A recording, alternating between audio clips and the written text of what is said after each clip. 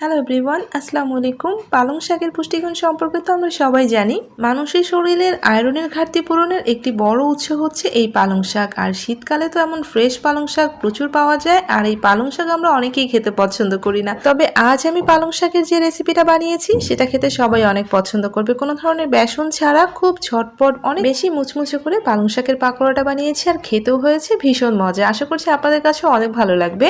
তো এখানে আমি পালং শাক নিয়েছি, তো 2 মোটা পরিমাণে পালং শাক নিয়েছি। আর পালং শাকটা আমি কেটে এখন খুব ভালো করে পরিষ্কার করে নিচ্ছি।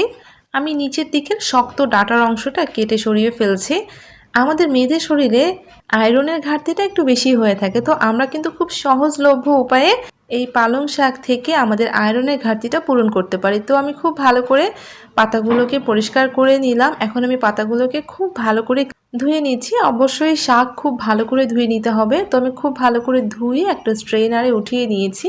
তো আমি 2 মোটা শাক দিয়ে করছি, আর এই শাকটা আমি এখন কেটে নিব। এর জন্য বেশ কিছুটা শাক আমি বোর্ডের মধ্যে নিয়ে নিয়েছি। আর যেহেতু আমি পাকোড়া করছি তাই শাকটাকে একটু কুচি করে নিতে হবে। আবার খুব একদম মিহি কুচি করব না, একটু মোটা মোটা করে কুচি করে নিব। তো আমি নাইফ দিয়ে আমার সুবিধা মতো কেটে নিয়েছি। একদম মিহি কুচি করব না, একটু মোটা মোটা করে কুচিটা করে নিচ্ছি। কারণ শাক তো অনেক নরম হয়ে থাকে, রান্না করার সময় বা ভাজার সময় দেখবেন এমনিতেই অনেক সফট হয়ে গিয়েছে। তো আমি মোটামুটি সবটুকু শাক এভাবে কুচি করে নিচ্ছি, একটু মোটা মোটা রেখে কুচি করে নিচ্ছি। আমার সবটুকু শাক কেটে কুচি করে নেওয়া হয়ে গিয়েছে। আমি এখন এগুলোকে তুলে একটা বাটির মধ্যে উঠিয়ে নিয়েছি। আর হাত দিয়ে প্রথমে একটু এভাবে মেখে নিয়েছি, এতে করে শাকটা অনেকটা সফট হয়ে যাবে আর একটু কমেও যাবে। দেখতে পাচ্ছেন শাকটা অল্প পরিমাণে হয়ে গিয়েছে। এখন এখানে আমি প্রায় 2 টেবিল চামচের মতো রসুন কুচি দিচ্ছি। অবশ্যই রসুন কুচির পরিমাণটা একটু বেশি দিতে হবে। তারপর এখানে আমি কাঁচামরিচ কুচি দিচ্ছি, এটা আমি আমার স্বাদ মতো দিয়েছি। পালং শাকের স্মেলটা অনেকেই পছন্দ করে না, এর জন্য আপনার রসুন কুচির পরিমাণটা এখানে বেশি দিবেন। তারপর পেঁয়াজ কুচি দিলাম একটু বেশি পরিমাণে। তারপর আমি আস্ত জিরা দিয়েছি আধা চা চামচ, লবণ দিলাম আধা চা চামচ, তারপর চিলি ফ্লেক্স দিলাম আধা চা চামচ। আর এখানে আমি ম্যাজিক মশলা দিয়েছি 1 চামচের মতো দিয়েছি। এটা আপনার কাছে থাকলে দিবেন, না থাকলে না দিলেও চলবে, তবে দিলে ফ্লেভারটা ভালো হয়। আধা চা চামচ বিট লবণ দিলাম। তারপর এখানে আমি দিচ্ছি 1 চা চামচ ধনিয়ার গুঁড়া।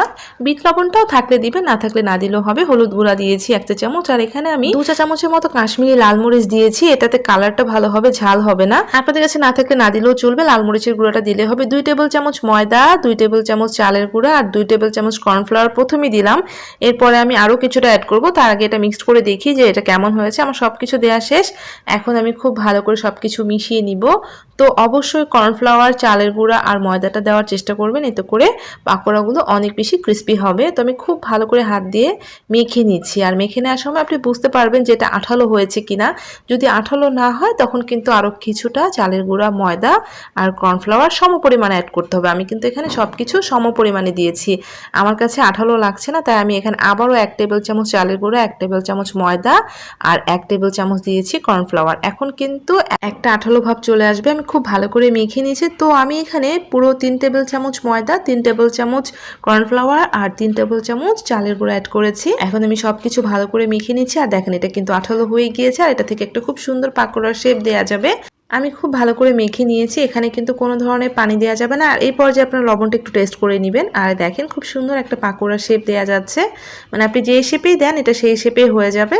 তো আমার মেখে নেওয়া শেষ। আমি চুলায় তেল গরমে বসিয়ে দিয়েছিলাম। এখন আমি এক এক করে পাকোড়াগুলো দিয়ে দিচ্ছি, একটু বড় বড় করে ফ্ল্যাট করে দিচ্ছি, এতে করে অনেক বেশি ক্রিস্পি হবে, মানে পুরোটা খুব সুন্দরভাবে ক্রিস্পি হবে। তো একটু পরপর এগুলোকে উল্টে পাল্টে দিয়ে ক্রিস্পি করে ভেজে নিচ্ছি। অবশ্যই চুলার আঁচটা মিডিয়াম টু লোতে রেখে করবেন, তাহলে কিন্তু ভিতর পর্যন্ত শাকটা ভালোভাবে সিদ্ধ হবে আর অনেক বেশি ক্রিস্পি হবে। আর দেখেন আমার পাকোড়াগুলো কিন্তু খুব সুন্দর ভাজা হয়ে গিয়েছে, খুব ভালোভাবে ক্রিস্পি হয়েছে। তো আমি এখন এগুলোকে তুলে নিব। প্রথমে যেটা আমি ভাজতে দিয়েছিলাম সেটা আমি তুলে নিচ্ছি। আর এভাবে সবগুলো আমি ক্রিস্পি করে ভেজে তুলে নিব। এই পালং শাকের ফ্লেভার এত ভালো হয়ে থাকে যে যারা পালং শাক খেতে পছন্দ করে না তারাও এটা অনেক মজা করে খেয়ে নেবে, কারণ এর মধ্যে পালং শাকের কোনো স্ট্রং স্মেলই থাকে না, স্মেলটা খুব সুন্দর হয়। তো আমি পরবর্তী 4টা আবার ভেজে নিয়েছি। তো আমি এভাবে সবগুলো ভেজে তুলে নিচ্ছি। আর এগুলো অনেক মুচমুচে হয়েছে। এটা শুধু এমনি খেতে না, এটা যদি আপনি ভাত দিয়ে খান তাতেও খেতে অনেক মজা লাগে। তো আমরা যদি আমাদের শরীরে আয়রনের ঘাটতিটা পূরণ করতে চাই তাহলে খুব সহজভাবে পালং শাকের মাধ্যমে পূরণ করতে পারি। আর এটা যেহেতু খুবই সহজলভ্য আর এত মজার মজার রেসিপি যেহেতু বানানো যায়, তাহলে তো প্রতিদিনই খাওয়া যায়। আশা করছি আজকের রেসিপিটা ভালো লেগেছে। ভালো লাগলে প্লিজ একটা লাইক দিতে ভুলবেন না। আর এমন আরও রেসিপি পাওয়ার জন্য প্লিজ চ্যানেলটা সাবস্ক্রাইব করে সাথেই থাকবেন। সবাই ভালো থাকবেন। আল্লাহ হাফেজ।